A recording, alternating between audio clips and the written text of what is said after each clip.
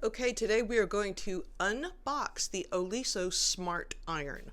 Now, I saw this at Houston Quilt Market this year, which is the trade show for people in the quilting and sewing profession, and I was just obsessed with it. It's adorable. It does a lot of cool things, so let's take a look at what it looks like. To be clear, this is not a paid video, but I was provided the iron free of charge, so let's take a look. So here's the Oliso Smart Iron. I got it in pink, of course, but it does also come in yellow.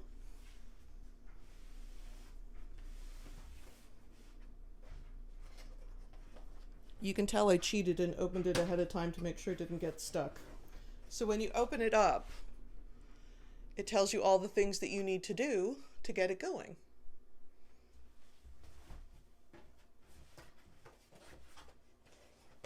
And registration card, that kind of stuff.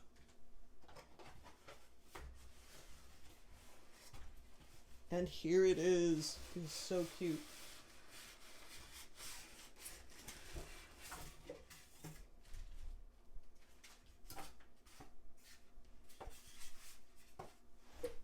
So the first thing it says to do is fill it while it's unplugged. So I'm going to take that cardboard off the tip and go get some water. Okay, I'm following along with the instructions that were on the box. I did take that piece of cardboard off the tip. It does have a little sticker on the side.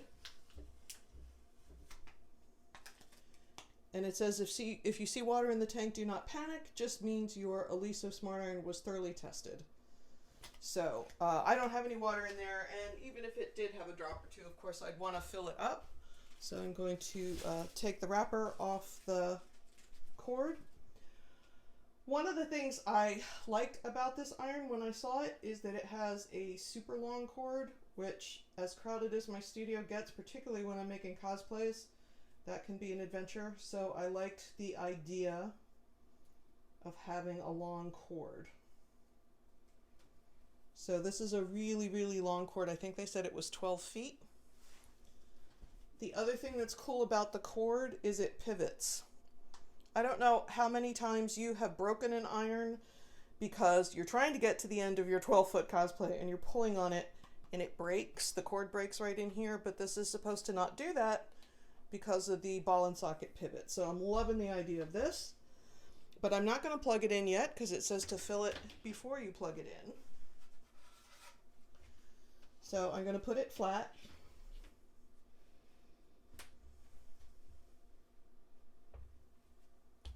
And the cup with the water in it, the cup came with the iron. It was in that little styrofoam piece at the top. Oh, I see, there's a spout. Look how handy that is.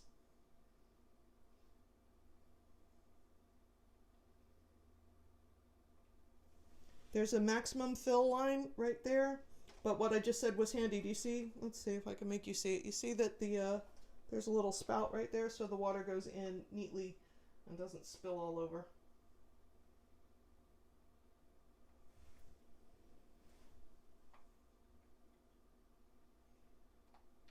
Okay, that's not up to the max line, but that's enough for now. So I'm going to turn, let me see, let me pop that down, make sure that it is closed. And if you want to open it, I know this is weird. There's a little thumb grip in there so you can get your finger in there and get it right open. So that's kind of cool.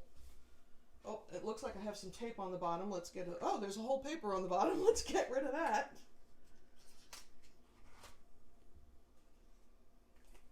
One of the other things I liked about this iron, and I'm going to talk about it while it's not plugged in and cold so I don't burn my hand. If you use a lot of iron on interfacing, which I do, if you have a steam plate that has a lot of holes close together, sometimes you will get little circular puckers in your interfacing. So one of the things I liked about this was that it has a large surface area that has no holes on it. So you still have your steam vents and whatnot. But I feel like I'm going to be less likely to get those little pucker holes when I am pressing on fusible interfacing. So I love the idea of that. So then it says, set up by plugging it in, choosing a fabric setting, and setting the desired steam level. So I brought an extension cord over, despite the 12-foot cord, just so I didn't have to stop the video and run away. So we are plugged in. The light came on. I'm going to set the iron to linen and cotton, and going to put some steam. So then I can go ahead and put it down. And you can see, as soon as I took my hand off, it lifted. The thing that you have to get used to with this iron, as opposed to other irons, is that you don't rest it on its heel. You leave it down flat on the sole plate and trust that the little extenders are going to come up and lift the iron off, and it's not going to scorch anything. It's really cool. I love not having to put it on its side. I think that's another reason those cords break all the time, is there's a lot of pressure on them. So I'm going to let that heat up. And it says I'll know it's hot when it stops blinking. Let me make sure I read that correctly. Yep, when the green light stops blinking and is solid, the iron is ready for use. Touch the handle and begin using. So I'm waiting for that to stop blinking. I have just a piece of fabric I grabbed here.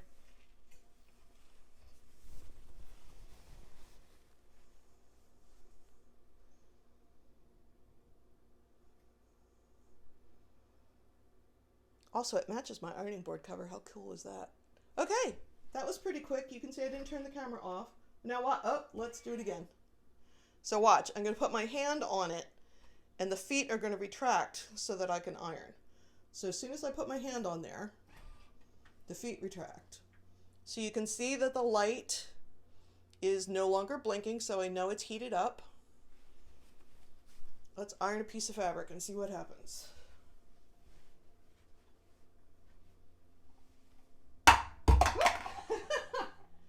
You can tell that I'm shooting not where I normally shoot.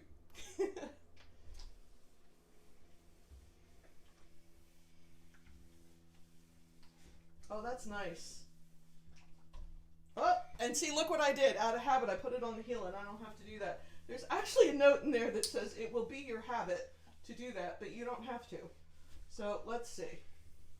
I iron my fabric. I'm getting a nice head of steam, and when I'm done ironing, I will put the iron down, take my hand away, and it lifts itself up off the ironing board so nothing scorches. The last thing I wanted to point out, you can see that the iTouch is on, which is the thing that makes the feet happen. You can turn it off. I don't know why you would want to, but you can. And there it is. So let's just look at that one more time. You get it on camera in a nice angle. I put my hand on. The feet retract. So I can iron whatever I need to iron. When I'm done ironing, I leave it on the sole plate. I don't put it on the heel. I lift my hand away and it lifts up. So that's the Oliso iron. I'm pretty impressed with it. I'll have to come back later and tell you guys what I think about it when I use it some more. But for right now, I'm delighted with my new toy, and I hope you had a good time looking at it. I'm Mary Beth Temple for Hooked for Life. Please like this video and subscribe to the channel for fresh content weekly on knitting, crocheting. Can you tell I did my normal thing? Nobody listens to the end anyway, right? I'm Mary Beth Temple for Hooked for Life. Thanks so much for joining us. Also, you can check out tailormadecosplay.com for content about garment sewing. And the craft sewing is going to stay on hookedforlifepublishing.com. Anyway, sorry for the bobbled ending. Thanks so much for joining me. See you again real soon. Bye.